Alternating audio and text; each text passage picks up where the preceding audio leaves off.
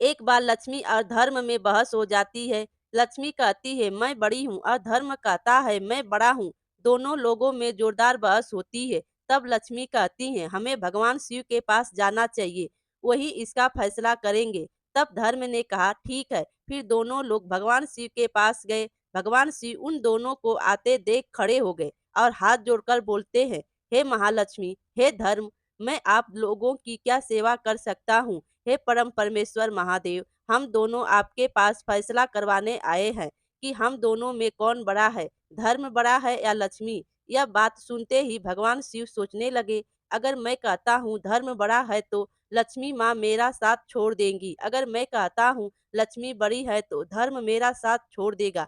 तब भगवान शिव ने एक नियुक्ति निकाली और कहा कि माँ मुझसे भी अच्छा फैसला, मुझसे भी सही फैसला एक राजा कर सकता है। तब माँ लक्ष्मी ने कहा वह कौन व्यक्ति है। तब भगवान शिव ने कहा पृथ्वी लोक पर ही एक राजा है, विक्रमादित्य।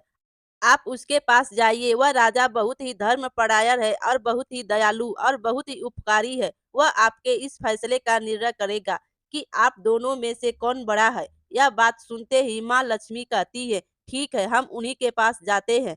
अब धर्म और माँ लक्ष्मी दोनों ही महाराजा विक्रमादित्य के पास पहुंच जाते हैं। जब महाराजा विक्रमादित्य माँ लक्ष्मी और धर्म को अपने सामने देखते हैं तो हाथ जोड़कर उन्हें सिंहासन पर बिठाते हैं और कहते हैं, कहिए मैं आप लोगों की क्या सेवा कर सकता हूँ।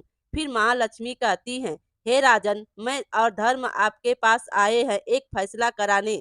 तब राजा ने कहा क्या फैसला है। तब धर्म ने कहा, हे राजन, आप इसका फैसला कीजिए कि मैं बड़ा हूँ या लक्ष्मी, क्योंकि अगर धर्म ना रहे तो आदमी का जीवन व्यर्थ है, जीने का कोई महत्व नहीं। बिना धर्म के मनुष्य एक लाश के समान है। मनुष्य के जीवन में पूरी तरह खालीपन आ जाता है अगर धर्म ना रहे। तो फिर महालक्ष्मी कहती है, हे राजा, अगर लक्ष्मी ना रहे, धन ना रहे तो मनुष्य का जीवन नर्क हो जाता है। उसे दर दर की ठोकरें खानी पड़ती है, उसे गरीबी में जीवन यापन करना पड़ता है, वह दरिद्र हो जाता है, उसे अर्थात दुख मिलता है। तब राजा विक्रमादित्य ने उन दोनों लोगों का बात सुना। ठीक है, मैं आप दोनों की बातें को ध्यान से सुना और समझता हूँ।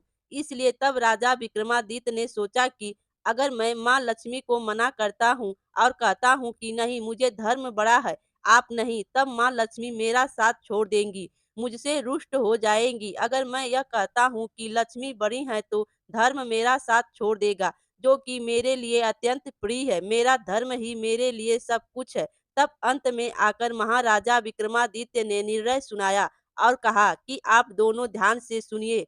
मेरे लिए धर्म बहुत ही महत्वपूर्ण है। धन से श्रेष्ठ धर्म है, क्योंकि अगर धर्म ना हो तो व्यक्ति का जीने का कोई महत्व नहीं, उसके जीवन में कोई रस नहीं रहता। अगर धर्म ना हो तो वह मनुष्य पशु समान होता है, उसके मनुष्य योनि में जन्म लेने का कोई फायदा नहीं। एक बार के लिए अगर धन ना हो तो भी आदमी जीवित रह सकता है, वह गरीबी में जीवन यापन कर सकता है। धन ना रहे तो भी मनुष्य रूखी सूखी जो भी खाकर जीवन यापन कर सकता है, अपना जीवन गुजार कर सकता है। लेकिन अगर धर्म ना हो तो व्यक्ति के जीने का कोई महत्व नहीं। इसलिए मैं धर्म को चुनता हूँ। मेरे लिए धर्म ही बहुत बड़ा है। राजा विक्रमादित्य की बात सुनकर महालक्ष्मी बहुत ही क्रोधित हो जाती हैं और कहती हैं, हे राजन, तुम्हें अपने आप पर बहुत घमंड है। तुमने मेरा अनादर किया, तुमने धर्म को चुना, इसलिए मैं तुमसे दूर हो जाती हूँ।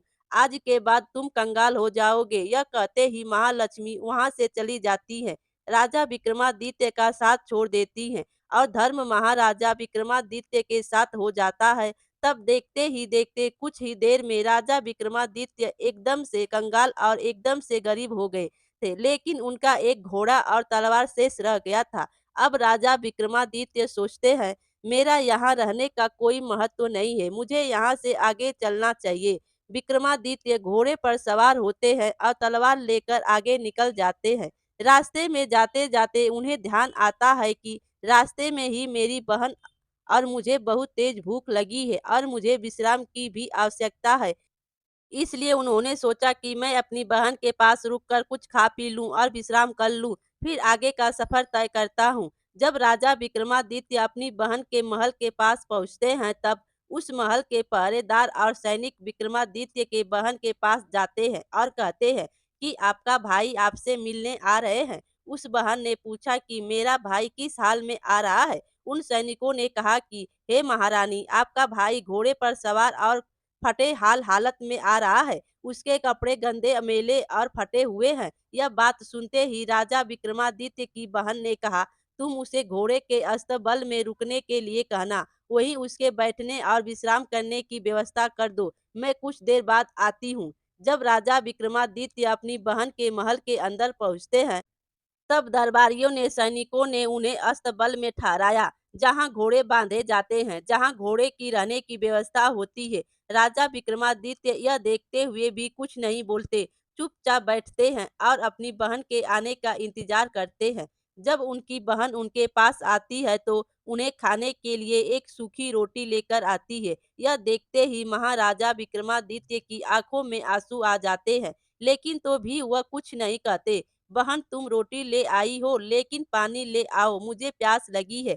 अब विक्रमादित्य की बहन पानी लाने के लिए जाती है और वह राजा उस रोटी को जमीन के अंदर गड्ढा खोदकर उसमें डाल देता है और कहता है, हे धरती माँ, इसे सही सलामत इसी प्रकार रखिएगा। मैं फिर से एक बार आऊंगा और आपसे इस रोटी की मांग करूंगा, तो आप मुझे दे दीजिएगा। धरती माँ ने उस रोटी को अपने अंदर समाहित कर लिया। फिर क्या था, राजा विक्रमादित्य किसी को बिना बताए चुपचाप वहां से निकल जाते हैं और आगे का सफर तय करते हैं। रास्ते में चलते चलते उन्हें मित्र का घर आता है, तो वह सोचते हैं, यह मेरा बहुत ही प्रिय और बहुत ही घनिष्ठ मित्र है। मैं इसके पास जाता हूँ, इसके पास मैं भोजन करके विश्राम कर लूंगा।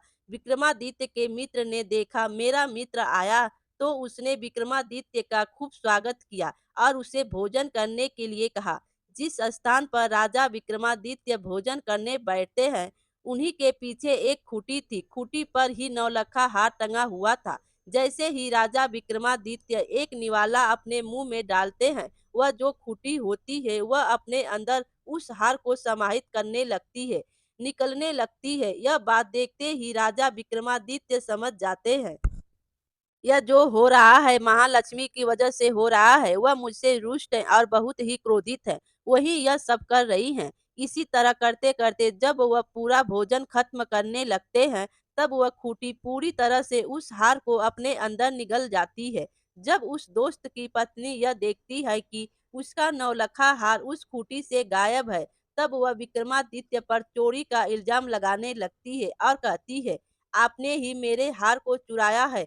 आप कंगाल हो गए हैं, इसलिए आपके मन में चोरी का भाव आ गया, इसलिए आपने मेरे हार को चुरा लिया। लेकिन दोस्त ने कहा कि नहीं नहीं, मेरा मित्र कभी चोरी नहीं कर सकता, क्योंकि मैं इसे बचपन से ही जानता हूँ कि यह कभी चोरी कर ही नहीं सकता। उस मित्र के लाख समझाने के बावजूद भी उसकी पत्नी नहीं मानती और राजा विक्रमादित्य को अपने घर से बाहर निकाल देती है।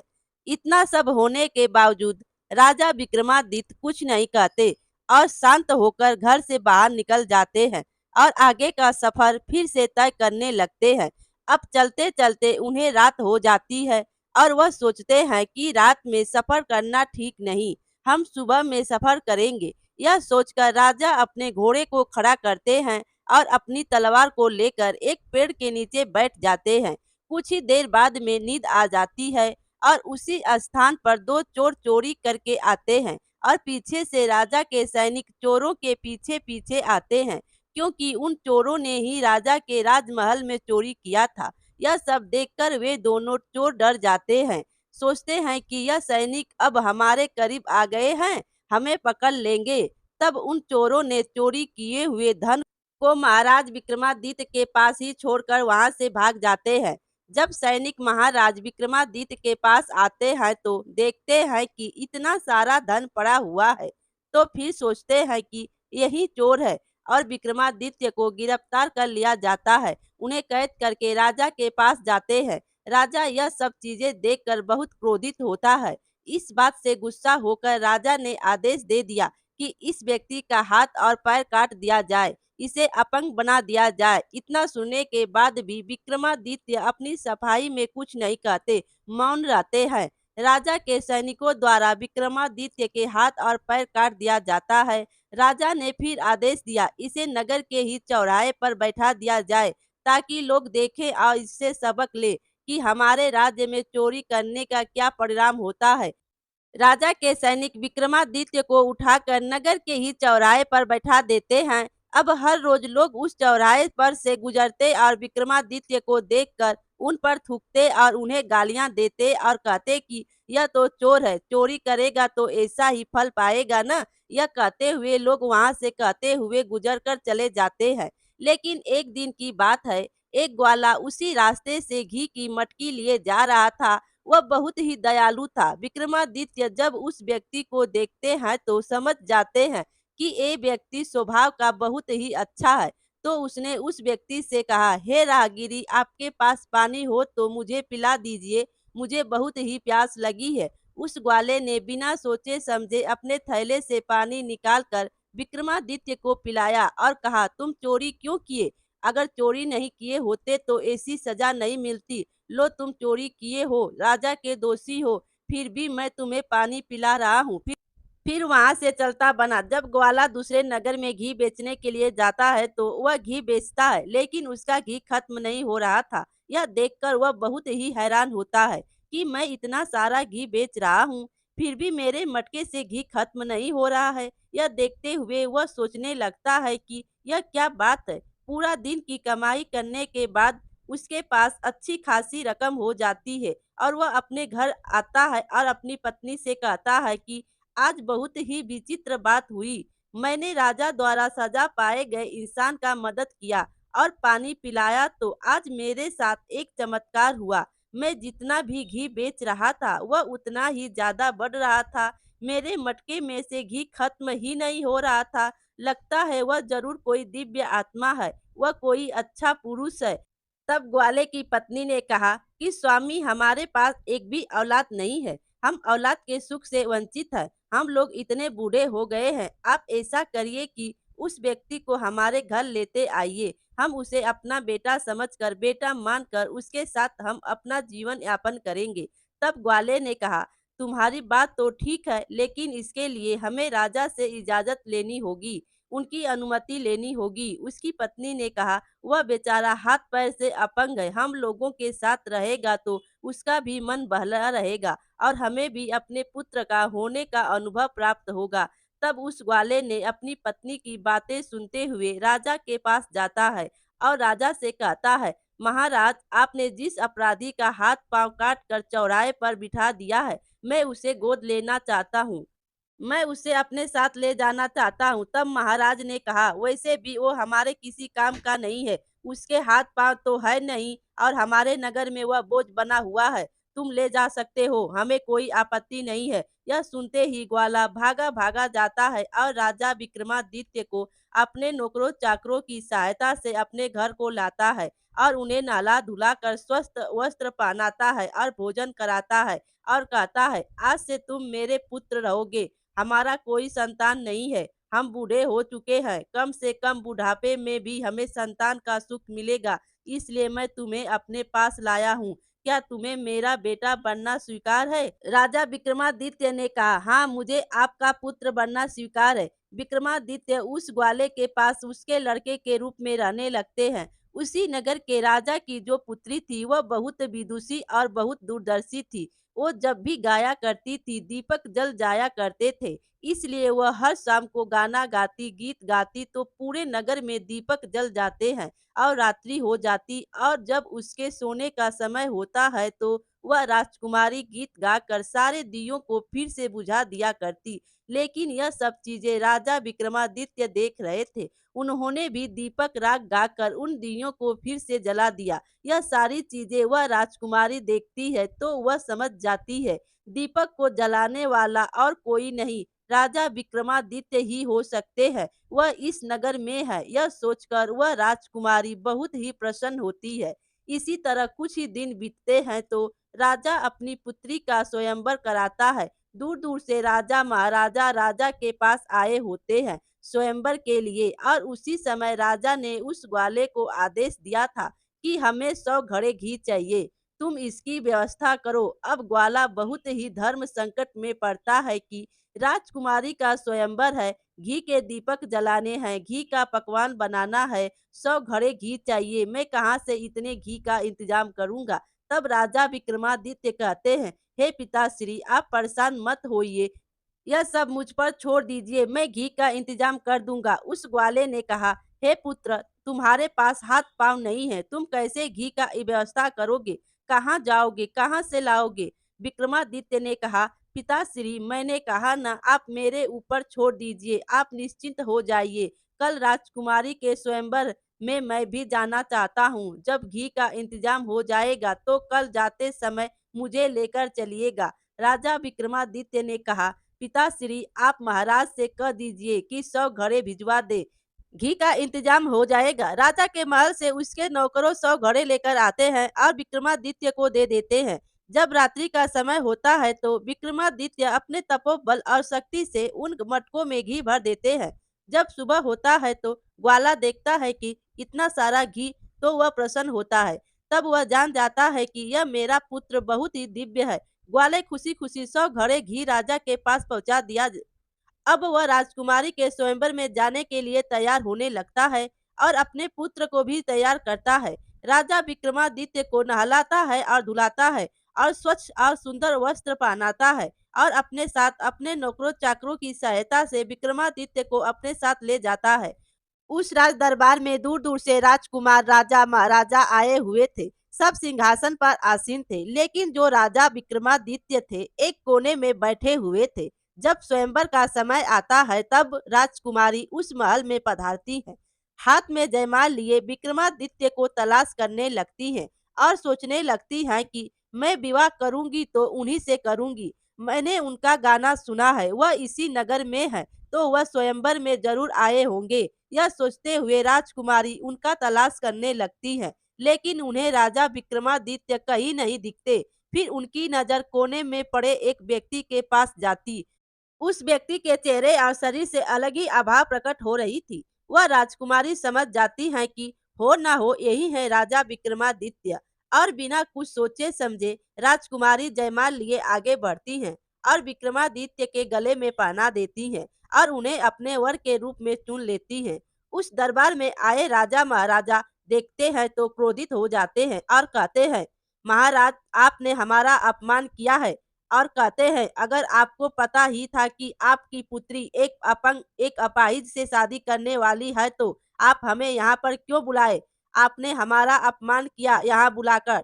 तब राजा ने कहा, दूर दराज से आए सभी राजकुमार राजा महाराजाओं से विनती करता हूँ और हाथ जोड़कर कहा, हमें माफ करिए, मुझसे गलती हो गई। अब क्या किया जा सकता है? यह नियम है कि कन्या ने जिसके गले में वरमाला डाला है, विवाह तो उसी से होगा। इसके लिए मैं आप लोगों से हाथ जोड़कर क्षमा मांगता हूँ। आगे पीछे हार मानकर राजकुमारी का विवाह राजा को विक्रमादित्य से ही करना पड़ता है और उसी के साथ उसके ससुराल को विदा करना पड़ता है। अब राजा विक्रमादित्य अपने नववधु को लेकर उस ग्वाले के घर चले जाते हैं और रहने लगते हैं। एक दिन राजा विक्रमादित्य अपनी पत्नी से कहते हैं, हे प्री, मुझे हिरण का मांस खाने का इच्छा हुआ है, तुम अपने भाइयों से हिरण का मांस लेकर आओ। यह सब सुनते ही तो राजकुमारी का मन नहीं होता कि मैं अपने भाइयों से कुछ मांगने के लिए जाओ, लेकिन अपने पति की इच्छा का मान रखते हुए वह अपने और अपनी भाभी से कहती है, भाभी मुझे हिरण का मांस खाने का इच्छा हुआ। अपने पति का नाम नहीं लेती, क्योंकि मेरे पति का अपमान न किया जाए, इसलिए वह अपने लिए कहती है कि मुझे हिरण का मांस खाने का मन कर रहा है। यह बात सुनते ही राजकुमारी की भाभियां उसकी खिल्ली उड़ाने लगती हैं, कहती हैं कि चलो चलो, ऐसी ही बात है तो तुमने अपाहिज व्यक्ति को क्यों चुना, उससे शादी क्यों किया? तुम्हें किसी अच्छे पुरुष से शादी करना चाहिए था, वह तुम्हें हिरण का मांस लाकर देता। यह बात सुनते ही वह राजकुमारी वापस चली जाती है और अपने पति से कहती है, हे स्वामी, मैं अपने घर गई थी, ऐसी ऐसी बातें मुझे सुनने को पड़ी। महाराज विक्रमादित्य ने कहा, ठीक है, कोई बात नहीं, तुम वापस अपनी भाभी के पास जाओ और कहो कि मेरे पति का घोड़ा और तलवार मुझे दे दीजिए, रुमाल को दिखा देना, वह सामने हो जाएंगे और तुम्हारे साथ चले आएंगे। अब राजकुमारी उस रुमाल को लेकर राजा विक्रमादित्य के कहे अनुसार अपनी भाभी के पास चली जाती है और अपनी भाभी से कहती है, भाभी आप मेरी पति का घोड़ा और तलवार मुझे दे दीजिए, तब उस राजकुमारी की भाभियां सोचती हैं, वैसे भी वह तलवार और घोड़े ने आतंक मचाया हुआ है, जीना मुश्किल करके रखा है। इससे अच्छा है इस राजकुमारी को ही दे दूं, कट मर जाएगी। जब उस घोड़े और तलवार के पास राजकुमारी को ले जाया जाता है, तब वह देखती है वह तलवार सांप बन के उसके ऊपर टूट पड़ती है और घोड़ा भी उछल उछल कर गुलाटी मारने लगता है। राजकुमारी जो अपने साथ रुमाल लाई थी उसे दिखा देती है। यह देखते ही तलवार और घोड़े शांत हो जाते हैं और राजकुमारी के साथ चले जाते हैं। घर आने के बाद विक्रमादित्य ने कहा, मुझे इस घोड़े पर बैठा दिया जाए, मैं खुद शिकार करने जाऊंगा। तब राजकुमारी कहती है, तुम कैसी बातें कर रहे हो, तुम्हारे हाथ पांव नहीं है और तुम इस घोड़े पर कैसे जाओगे, कैसे शिकार करोगे। विक्रमादित्य ने कहा, पिताश्री आप कृपया कर अन्य लोगों की सहायता से मुझे इस घोड़े पर सवार करवाइए। अपने बेटे के जिद के आगे उस ग्वाले को झुकना पड़ा। फिर वह अपने नौकर चाकर से कहकर और स्वयं राजा विक्रमादित्य को उठाकर उस घोड़े पर बिठाया। जब वह ग्वाले सर ऊपर करके देखते हैं तो राजा विक्रमादित्य का हाथ पैर सही सलामत है। उनका हाथ पैर आ चुका था, वह फिर से स्वस्थ हो चुके थे। यह चमत्कार देखते ही उनकी आंखों पर विश्वास नहीं होता है। जैसे ही राजकुमारी अपने पति से पूछने को बढ़ती है, हे महाराज ये कैसे हुआ, कि क्या चमत्कार है। इससे पहले ही राजा विक्रमादित्य ने कहा, मैं पहले शिकार करके आता हूँ, इसके बाद बताऊंगा कि यह कैसे हुआ। फिर राजा विक्रमादित्य शिकार करने जंगल चले जाते हैं।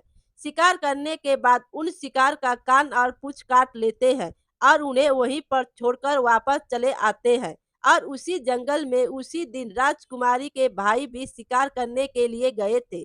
जब वह देखते हैं कि किया कराया शिकार पड़ा है, ताजा ताजा शिकार है, तब उनका मन मचल जाता है। तब वे बहुत ही प्रसन्न होते हैं। बिना शिकार किए हुए उसी शिकार को उठा लेते हैं और आगे बढ़ जाते। जब राजा विक्रमादित्य शिकार करके वापस अपने घर आते हैं तो अपनी पत्नी को बताते हैं कि मेरा हाथ पैर वापस कैसे आ गया, कैसे मैं ठीक हो गया। उन्होंने कहा, मेरा घोड़ा और मेरा तलवार मेरा धर्म है, इन्हीं की वजह से मेरे हाथ पैर वापस सही हो गए और मेरा नाम विक्रमादित्य है, मैं एक राजा हूँ। यह बात सुनते ही वह ग्वाला राजा विक्रमादित्य के पैर में गिर पड़ा और कहने लगा, मुझे माफ करिएगा, मुझसे जो भी गलती हुई मुझे माफ कर दीजिएगा। तब राजा विक्रमादित्य ने कहा, आपकी इसमें कोई गलती नहीं है, आपने तो मेरे सगों से भी अच्छा व्यवहार मेरे साथ किया, आपने तो मुझे अपना पुत्र बनाकर रखा।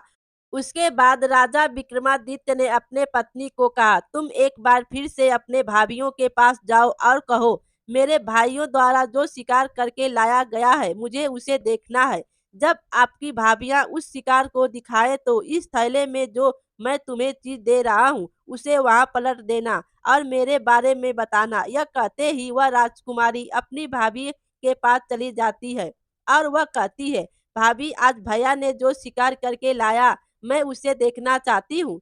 फिर भाभी कहती है, इसमें क्या बड़ी बात, तेरा पति तो शिकार कर नहीं सकता, तो मेरे पति के द्वारा शिकार किया गया उसे ही देखकर मन को ललचा लो। उस राजकुमारी की भाभी ने वह सारा शिकार राजकुमारी को दिखा दिया। राजकुमारी ने कहा, भाभी यह शिकार तो है लेकिन इसकी पूंछ और कान कहाँ है। तब भाभियां बोली, मुझे क्या पता कहाँ है। यह सुनते ही राजकुमारी ने जो अपने साथ थैला लाया था उसे पलट देती है। उस थैले में से कान और पूंछ गिर जाते हैं। तब भाभियां पूछती हैं कि यह कहाँ से आया, तो उसने कहा, यह शिकार मेरे पति द्वारा ही किया गया है। जब राजकुमारी वह सारी बातें कह सुनाती है और कहती है, मेरा पति कोई आम व्यक्ति नहीं है, वह राजा विक्रमादित्य। यह बात सुनते ही उनके कान खड़े हो जाते हैं और यह बात राजा के पास भी जाती है और राजा दौड़ते दौड़ते अपने बेटी के पास आते हैं और कहते हैं, पुत्री मुझे माफ कर दो, मुझसे गलती हो गई, हम अपने दामाद को राजमहल में बुलाना चाहते हैं। फिर विक्रमादित्य राजा के पास गए। राजा ने उन्हें साक्षात प्रणाम किया और कहा, हे महाराज मुझसे गलती हो गई। आप इतने धर्मात्मा व्यक्ति, मैंने आपके हाथ पांव कटवा दिया, लेकिन फिर भी आप मुझे क्षमा कर दीजिए। तब राजा विक्रमादित्य ने कहा, आप लोगों की कोई गलती नहीं है, यह जो कुछ भी हुआ है माँ लक्ष्मी की वजह से हुआ। उन्हीं के रुष्ट होने की वजह से आप लोगों की मति मारी गई थी, इसी वजह से यह सब कुछ हुआ। इसमें आप लोगों का कोई दोष नहीं। अब फिर क्या था, राजा ने अपने दामाद का बहुत सेवा सत्कार किया और अपनी बेटी दामाद को अपने साथ ही कुछ दिन महल में रखा। उसके बाद राजा विक्रमादित्य ने कहा, मुझे अपने नगर जाने की इच्छा हो रही है, मैं अपने नगर जाना चाहता हूँ। तब राजा ने खूब सारा धन दौलत लाल लक्सर देकर अपनी बेटी को अपने दामाद के साथ विदा किया। रास्ते में आते वक्त राजा विक्रमादित्य को अपने मित्र का घर मिलता है और वे अपने मित्र के घर जाते हैं। विक्रमादित्य का मित्र यह देखकर बहुत ही प्रसन्न होता है और सेवा सत्कार करने के बाद विक्रमादित्य के मित्र ने खाने का आग्रह किया। जब खाना लाया जाता है, खाना खाते समय जब पहला निवाला मुंह में डालते ही वह खूंटी ही धीरे धीरे हार उगलने लगती है। यह देखते ही उस मित्र की पत्नी हाथ जोड़कर बैठ जाती है, कहती है, हमें माफ करिएगा, हमने सोचा आपने हार को चुराया है। यह नौलखा हार तो खूंटी पर ही था, यह खूंटी ही निगल गई थी। मुझे माफ करिए, मैंने आपको चोर कहा, मैंने आपको अपने घर से बाहर निकाला। तब विक्रमादित्य ने कहा, इसमें भी आपकी कोई गलती नहीं है, यह जो कुछ हुआ मति भ्रम के कारण हुआ। महालक्ष्मी मुझसे रुष्ट थी, इसलिए हुआ है और अपने मित्र को क्षमा करते हैं। राजा विक्रमादित्य वहां से विदा लेते हैं। जब वह आगे बढ़ते हैं तो उनकी बहन का ससुराल आता है। तब वह अपनी बहन के ससुराल जाने की इच्छा करते हैं। राजा विक्रमादित्य को दूर से ही आते सैनिक देख लेते हैं और उनकी बहन के पास जाते हैं और कहते हैं, आपका भाई आपसे मिलने आ रहा है। तब उनकी बहन कहती है, मेरा भाई किस हाल में आ रहा है। तब वह सैनिक कहते हैं, आपका भाई लव लक्ष्कर के साथ सजा धजा घोड़े पर बैठकर अपनी पत्नी को लेकर आ रहा है। तब रानी ने कहा, मेरा भाई का स्वागत किया जाए, उसे राजमहल में ठहरने का इंतजाम किया जाए। राजा विक्रमादित्य अपनी बहन के महल में पहुंचते हैं।